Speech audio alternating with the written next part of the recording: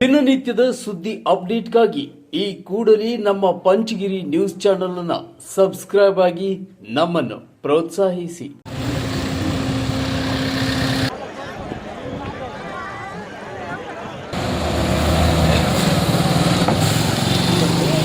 ನಾವು ರಸ್ತೆ ತಡೆ ಮಾಡಿ ನಾವು ಬಂದ್ ಮಾಡಿ ರೋಡ್ಗಳಾಗ ನಮ್ಮ ಹಳ್ಳಿಗಳಾಗ ಯಾವ್ದು ವಾಹನಗಳು ಬರ್ತೀರಾ, ಹೊರಗಡೆ ಬರ್ತಕ್ಕಂಥ ವಾಹನಗಳನ್ನ ತಡೀತೀರಾ ಅಂತ ಹೇಳ್ಬಿಟ್ಟು ಈ ಮೂಲಕ ತಮಗೆ ಮನವಿ ಮಾಡ್ತಾ ಇದ್ದೀವಿ.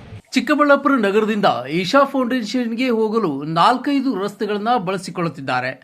ನಾಳೆ ಮಹಾಶಿವರಾತ್ರಿಯಂದು ಎಲ್ಲ ರಸ್ತೆಗಳನ್ನು ಬಳಸಿಕೊಂಡು ಈಶಾಗೆ ಹೋಗುವ ವಾಹನಗಳಿಂದ ಹಳ್ಳಿ ರಸ್ತೆಗಳಿಗೆ ಮುಕ್ತಿ ನೀಡಿ, ರಸ್ತೆ ಕಿರಿದಾಗಿದ್ರೂ ಅದೇ ರಸ್ತೆಗಳನ್ನು ಬಳಸಿ ಹಳ್ಳಿಗರಿಗೆ ಅವರು ಬೆಳೆಸುತ್ತಿರುವ ಹೊಲ ತೋಟ ಗದ್ದೆಗಳಿಗೆ ರಕ್ಷಣೆ ಒದಗಿಸಿ, ಶನಿವಾರ ಭಾನುವಾರ ಓಡಾಡುವ ವಾಹನಗಳು ಕಿರಿಕಿರಿಯಿಂದ ನಮಗೆ ಮುಕ್ತಿ ನೀಡಿ ಎಂದು ಸಾಮಾಜಿಕ ಹೋರಾಟಗಾರ ಗ್ರಾಮ ಪಂಚಾಯಿತಿ ಸದಸ್ಯ ಮುಷ್ಟೂರು ಶ್ರೀಧರ್ ಡಿಸಿ ಮತ್ತು ಎಸ್ಪಿಗೆ ಮನವಿ ಸಲ್ಲಿಸಿ ಒತ್ತಾಯಿಸಿದ್ದಾರೆ.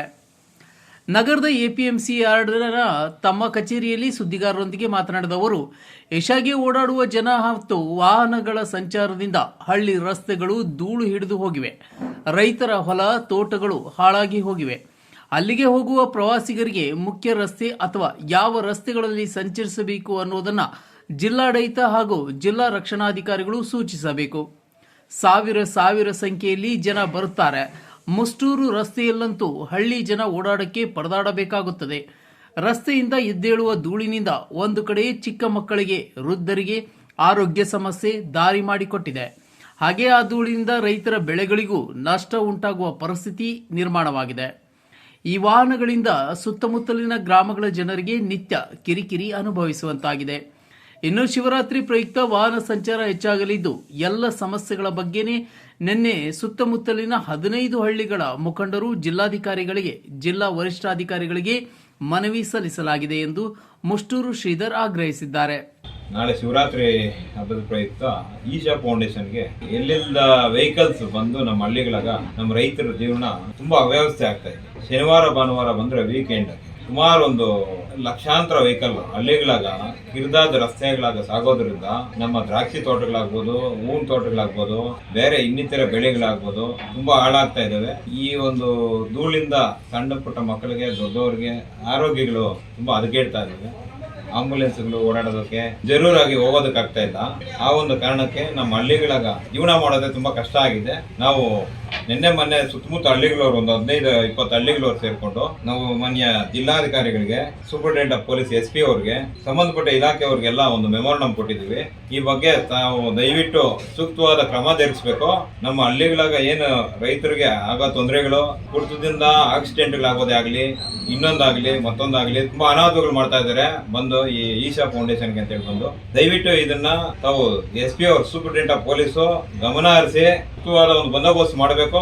ಇಲ್ಲ ಅಂದ್ರೆ ನಾವು ಹಳ್ಳಿಗಳಾಗ ರಸ್ತೆ ತಡೆ ಮಾಡಿ ಬ್ಯಾರಿಕೇಡ್ಗಳು ಹಾಕಿ ಯಾವ ಒಂದು ವೆಹಿಕಲ್ ನ ಬಿಡದಿರ ತಡೆ ಹಿಡಿತೀವಿ ಅಂತ ಹೇಳ್ಬಿಟ್ಟು ಈ ಮೂಲಕ ತಮ್ಮಲ್ಲಿ ಮನವಿ ಮಾಡ್ಕೊಂತ ಇದ್ದೀವಿ. ಈಶಾ ಫೌಂಡೇಶನ್ ಬಂದ ನಂತರ ಈ ಮಾರ್ಗದಲ್ಲಿ ವಾಹನ ಸಂಚಾರ ಹೆಚ್ಚಾಗಿದ್ದು, ರಸ್ತೆ ಅಪಘಾತದಲ್ಲಿ ಹೆಚ್ಚುತ್ತಿದೆ. ಸಂಜೆ ನಂತರ ಬೇರೆ ಬೇರೆ ಕಡೆಯಿಂದ ಬರುವ ವಾಹನಗಳು ಹೆಚ್ಚಾಗಿದ್ದು, ಗಾಡಿಗಳು ನಿಲ್ಲಿಸಿ ತೋಟಕ್ಕೂ ಹಾನಿ ಉಂಟು ಮಾಡುವ ಕೆಲಸ ಮಾಡುತ್ತಿದ್ದು, ರೈತರಿಗೆ ನಷ್ಟ ಉಂಟಾಗುತ್ತಿದ್ದು, ಸುತ್ತಮುತ್ತಲಿನ ಗ್ರಾಮಗಳ ಜನರಿಗೆ ನಿತ್ಯ ಕಿರಿಕಿರಿ ಅನುಭವಿಸುವಂತಾಗಿದೆ. ಹಬ್ಬ ಹರಿದಿನದಂದು ಕಾನೂನು ಸುವ್ಯವಸ್ಥೆ ಕಾಪಾಡಲು ಪೊಲೀಸ್ ಇಲಾಖೆ ಕೇವಲ ನಂದಿ ಬೆಟ್ಟದ ಸುತ್ತಮುತ್ತಲಿನ ಹದ್ದಿನ ಕಣ್ಣು ಇಡದೆ ಈಶಾ ಫೌಂಡೇಶನ್ ಕಡೆ ಕೂಡ ಗಮನ ಹರಿಸಬೇಕು.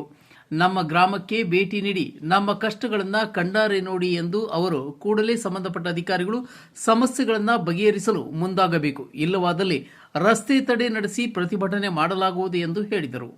ಲೇಸರ್ ಲೈಟ್ ನೋಡೋದಕ್ಕೋಸ್ಕರ ಸಂಜೆ 5 ಗಂಟೆಯಿಂದ ಸ್ಟಾರ್ಟ್ ಆಗಿ ನಮ್ಗೆ ರಾತ್ರಿ 12 ಗಂಟೆವರೆಗೂ ಯಥೇಚ್ಛವಾಗಿ ಮಲಗೋಕ್ಕಾಗೋದಿಲ್ಲ. ಡಿಸ್ಟರ್ಬೆನ್ಸ್, ಧೂಳು ತುಂಬಾಗಿ ನಮ್ಮ ತೋಟಗಳಾಗ ಗಿಡಗಳೆಲ್ಲ ತುಳಿದಾಗ್ತಾ ಇದ್ದಾರೆ ಸರ್. ಗಿಡಗಳನ್ನ ಕಿತ್ಕೊಂಡು ಹೋಗ್ತಾ ಇದ್ದಾರೆ.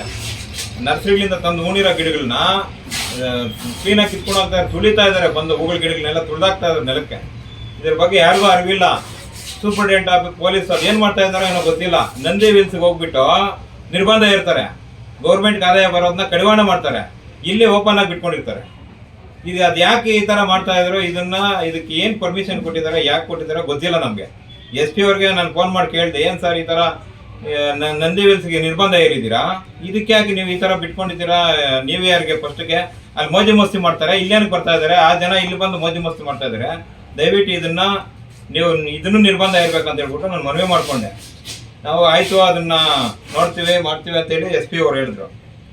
ಅದಕ್ಕೆ ಇವಾಗ ನಾಳೆ ಈ ಶಿವರಾತ್ರಿ ಹಬ್ಬ ಪ್ರಯುಕ್ತ 26ನೇ ತಾರೀಕು ನೀವು SP ಅವರಾಗ್ಲಿ DC ಅವರಾಗ್ಲಿ ಸಂಬಂಧಪಟ್ಟವರಾಗ್ಲಿ ಬಂದು ನಿಂತ್ಕೊಳ್ಳಿ ಸರ್. ನಾವು ಹೆಂಗೆ ಹಳ್ಳಿಗಳಾಗ ನಾವು ಓಡಾಡಬೇಕು? ನಮ್ಮ ತೋಟದ್ರಕ್ಕೆ ಹೋಗೋಕ್ಕಾಗ್ತಾ ಇಲ್ಲ, ಹೆಂಗೆ ನಾವು ಓಡಾಡೋದು ಹೆಂಗೆ? ಅದರಿಂದ ನೀವು ದಯವಿಟ್ಟು ಬಂದು 1 hour ನಿಂತ್ಕೊಂಡ್ಬಿಡಿ. ನೀವು ಅದು ಹೆಂಗೋ ಹೇಳ್ರಿ, ನಾವು ಓಡಾಡೋದು ನಾವು ಹಂಗೆ ಓಡಾಡ್ಕೊತೀವಿ. ಆಗ್ತಾ ಇಲ್ಲ ಸರ್, ನಾವು ಓಡಾಡೋದಕ್ಕೆ ಆಗ್ತಾ ಇಲ್ಲ, ತೋಟದತ್ರಕ್ಕೆ ಹೋಗೋಕ್ಕಾಗ್ತಾ ಇಲ್ಲ. ನಾವು ಬೆಳೆ ಬೆಳಿಬೇಕಲ್ಲ ಸರ್, ಹೆಂಗೆ ನಾವು ಬೆಳೆ ಬೆಳೆಯೋದಕ್ಕೆ ಹೋಗೋಕ್ಕಾಗ್ತಾ ಇಲ್ವಲ್ಲ. ಹಾಗಾಗಿ ರಾತ್ರಿ 12 ಗಂಟೆ ಆದರೂ ಕೂಡ ನಮಗೆ ತುಂಬ ತೊಂದರೆ ಕೊಡ್ತಾ ಇದ್ದಾರೆ. ದಯವಿಟ್ಟು ಈ ವೆಹಿಕಲ್ಗಳನ್ನ ನೀವೇನಾದ್ರು ತಡೆದು ನಮಗೇನು ಸೂಕ್ತವಾದ ವ್ಯವಸ್ಥೆ ಕಲ್ಪಿಸ್ಕೊಡ್ಲಿಲ್ಲ ಅಂದರೆ ನಾವು ರಸ್ತೆ ತಡೆ ಮಾಡಿ ನಾವು ಬಂದ್ ಮಾಡಿ ರೋಡ್ಗಳಾಗ ನಮ್ಮ ಹಳ್ಳಿಗಳಾಗ ಯಾವ್ದು ವಾಹನಗಳು ಬರ್ತೀರಾ, ಹೊರಗಡೆ ಬರ್ತಕ್ಕಂಥ ವಾಹನಗಳನ್ನ ತಡೀತೀರಾ ಅಂತ ಹೇಳ್ಬಿಟ್ಟು ಈ ಮೂಲಕ ತಮಗೆ ಮನವಿ ಮಾಡ್ತಾ ಇದ್ದೀವಿ.